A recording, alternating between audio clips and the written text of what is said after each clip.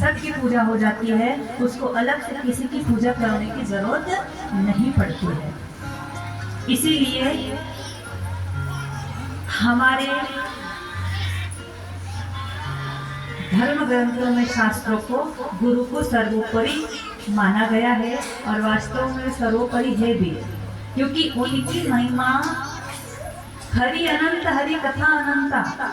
ऐसी गुरु की महिमा अनंत है, शब्दों में उसका वर्णन नहीं हो पाता। लेकिन जैसे बच्चा छोटा होता है, वो तोतली भाषा में पानी को कुछ भी बोल देता है, खाने को कुछ भी बोल देता है, मम चाहिए, भू चाहिए, ये चाहिए, कुछ भी। लेकिन उसकी माँ समझ जाती है कि क्या मांग रहा है, पानी मांग रहा है, मिठाई मांग रहा है, रोटी मांग रहा है, क्या मांग रहा है।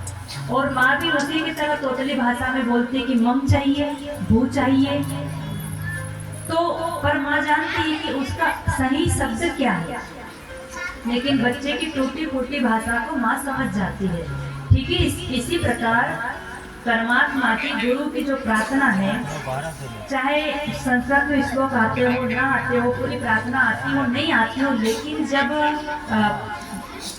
दिल से उसके आगे हाथ जोड़ के प्रार्थना की जाती है, तो भले ही वो प्रार्थना में शब्द न हो, लेकिन भाव की प्रधानता है, भाव की प्रधानता होती है। तो वो भी जैसी माँ समझ जाती है, तो भगवान और गुरु तो माँओं की माँ है। कहते हैं कि कई पिताओं का हृदय मिलकर एक माँ का हृदय बनता है, और ऐसी हजारों माताओं का हृदय मिलकर भगवान का हृदय बनता है, और ऐसे हजारों भगवान का हृदय मिल करके एक गुरु भगवान का हृदय बनता है। तो मानना पड़ता है कि गुरु का जो हृदय है कितना विशाल होगा, कितना व्यापक होगा, है ना। तो वो तो माँओं की माँ है।